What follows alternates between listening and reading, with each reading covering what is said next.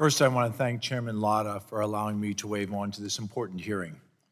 When it comes to energy generation, I believe in all of the above, but all of the above, I believe that we can all agree we need to utilize accessible, affordable energy.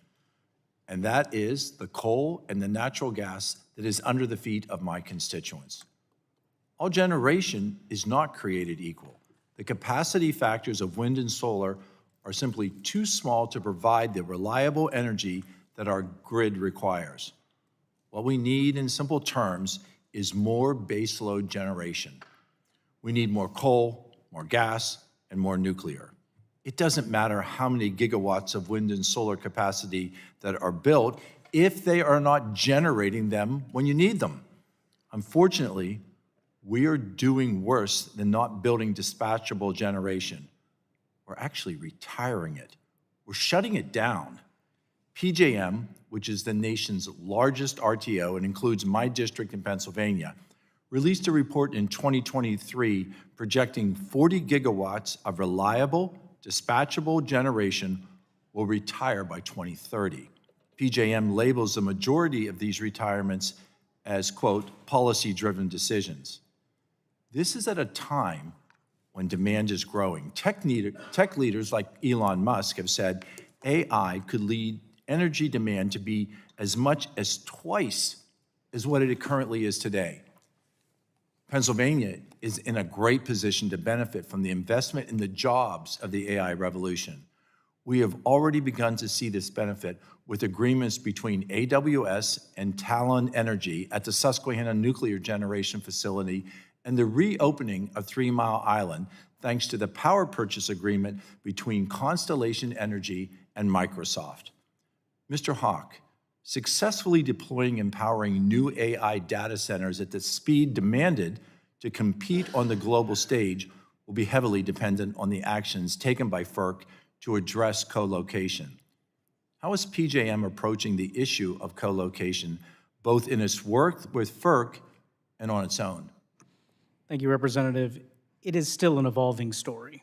And the FERC recently actually had, they issued an order that requires us and the transmission owners to come to them with a potential solution.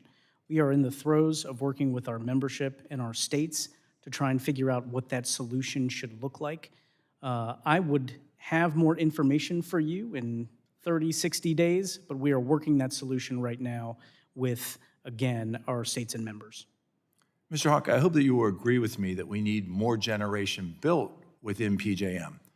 And what are the tools in PJM's toolbox to encourage the investment and the building of new generation? The tools in the toolbox, depending on whether you are a restructured or deregulated state or a vertically integrated state, Pennsylvania is a restructured or deregulated state, who are reliant on markets to try and incentivize new investment. Now, we have a capacity market that is meant to be a residual market.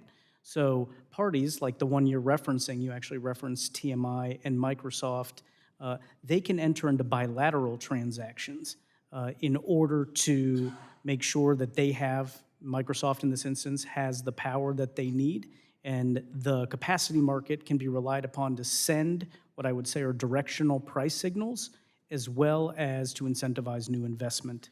So, Mr. Hawk, are capacity auctions one of the tools in your toolbox, and do you believe that capacity auctions are working to incentivize building new generation, and if not, what can be used to attract that new generation, that new investment?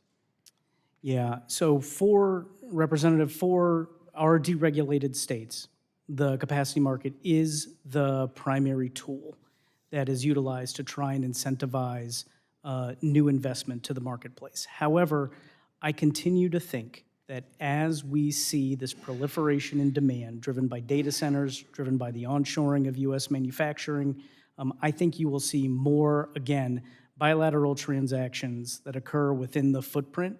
And look, the other thing I would say is there are tools that can be utilized that have not been utilized yet. For instance, we've got the potential, if we clear 3 years below our reserve margin, that we can utilize a competitive procurement mechanism. That is a tool that is currently in our toolbox that we can utilize.